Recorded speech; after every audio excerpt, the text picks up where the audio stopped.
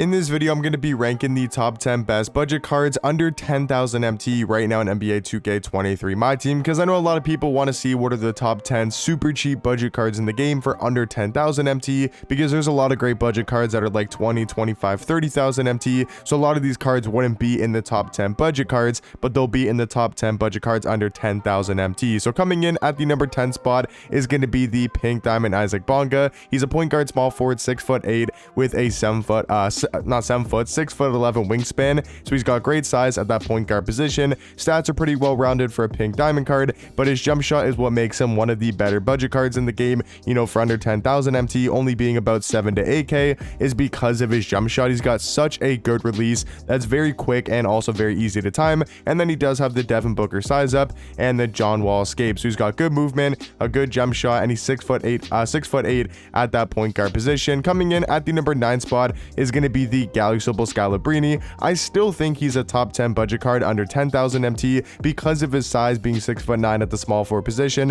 He's got a great player model in game, and he does have tons of good Hall of Fame shooting badges like Agent 3, like Amped, Blinders, Catch and Shoot, Claymore, Corner Specialist, Deadeye, Green Machine, Guard Up, Limitless Range. He's got a Hall of Fame Brick Wall, Quick First Step, Clamp Breaker. So he's got really good Hoff badges, and I actually think he's got a solid jump shot. He's definitely not going to be like his hero version. His hero version is 1000% better, but I still think his heroic one for under 10,000 MT is a top 10 budget card in the game. Coming in at the number 8 spot is going to be the Pink Diamond Ousmane Dieng. He's a point guard, shooting guard, 6'10" with a 7'2" wingspan, and that's why he's going to be a super elite budget card for just around that 10,000 MT price range. I think sometimes he's about 10 to 12k, somewhere in that range, and he's going to be an elite defensive card with an 88 block, 92 steal, 93 lateral quickness, 93 perimeter, 93 interior defense. He's got pretty good Hoff defensive badges like Hall of Fame Anchor, Clamps, Glove, Menace, Pick Dodger. You know, offensively, not going to be the greatest card in the world with his jump shot being a little bit slow, but he does have great dunk packages with the quick drops off one. He's got the front clutches, the two best dunk packages in the game, and then he also does have the tray sigs, including the tray size up and the tray escape, so he's got great movement for a 6'10" card, great at getting to the basket, and I think he is the 8th best budget card in the game for under 10,000 MT. Coming in at the number 7 spot, I think number 7 and number 6 is a very close debate. I do think Jared Wallace might be slightly better at the shooting guard position, being 6'7" with a 6'10" wingspan, compared to the card at number 6, which is going to be Galliopsable Shane Battier, because I think these cards are very similar cards. Like, they basically do the same thing on the court. They're both going to be elite defensive cards. I mean, Jared Wallace legit has 97 in every single defensive category. He's got tons of good Hall of Fame defensive badges, and then offensively, you know, has a very solid jump shot, has that D Mitch leaner, pretty good dribble sigs for more of a defensive card, and then very similar with Shane Battier. The reason why I think he's slightly better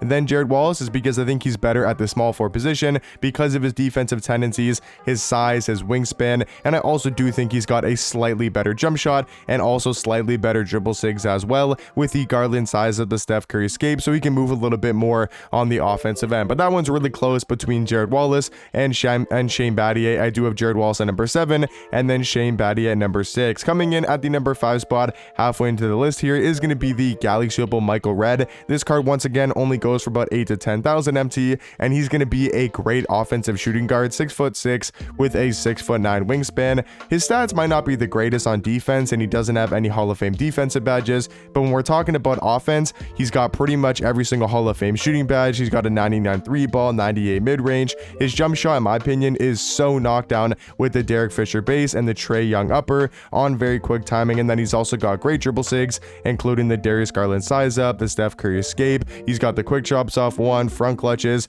Like, his animations are pretty much perfect, and then he also does have, you know, very solid defensive tendencies, and also does have that Trae Young fade, which can be super effective on next gen and one of the best fades on current gen as well. Coming in at the number 4 spot, I do think Richard Jefferson is slightly better And then cards like Michael Redd, Shane Battier, and Jared Wallace, all going to be super elite shooting guards that I think are somewhat similar. I do like Richard Jefferson a little bit more because of his size, you know, at that shooting guard position. He's 6'7" with a 7-foot wingspan, but he does have an elite player model in game. You know, great defensive stats and badges, including Hall of Fame anchor, clamps, glove, off-ball pass, pogo stick. We take a look at his offense, you know, has a pretty good jump shot with a De'Aaron Fox base, the D low upper on very quick timing. He's got good dribble sigs with the Kobe size up, the John Wall escape, and he does have, you know, really good dunk packages. He's great at getting to the basket and can finish around the rim. Defensive tendencies, maybe not the best in the world, but I think Richard Jefferson is the fourth best budget card for under 10,000 MT. Coming in at the number 3 spot though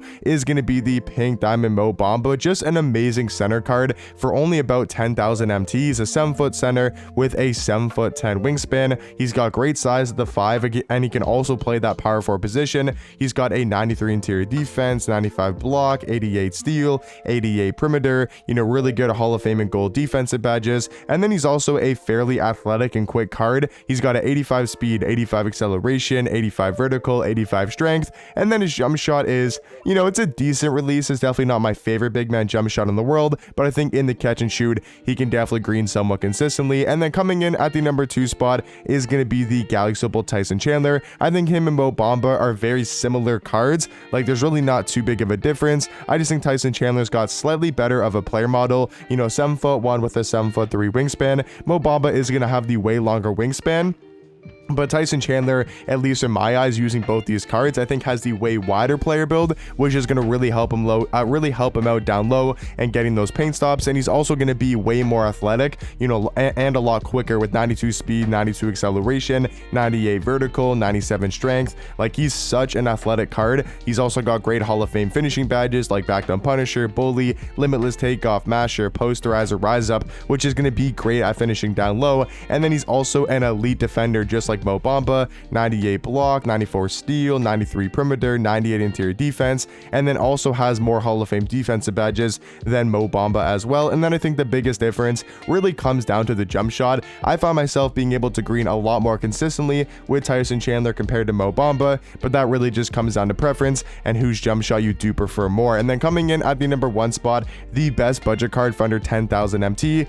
I was very surprised to see that this card is only about 10,000, and that is the Galaxy Opal Thurl Bailey. He should not be this cheap. Like, he's about 10 to 12,000 MT right now on the auction house. I just saw one on the auction house for 9,000. I think it was 600 or 700. So he is so cheap on Xbox right now. Maybe he's a little bit more on PlayStation, but he's going to be around that 10,000 MT price range. He's a 6'11" small forward who can also play power forward because of his size, his wingspan being 7 foot. He's got a great player model in game. His defensive stats are all above a 90.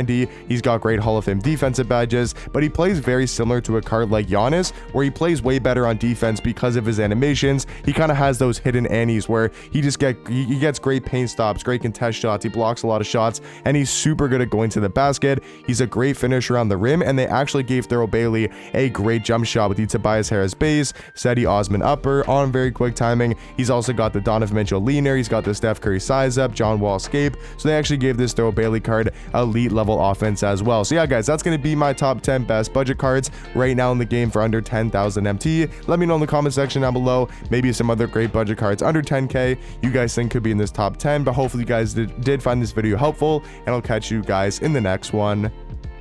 Peace.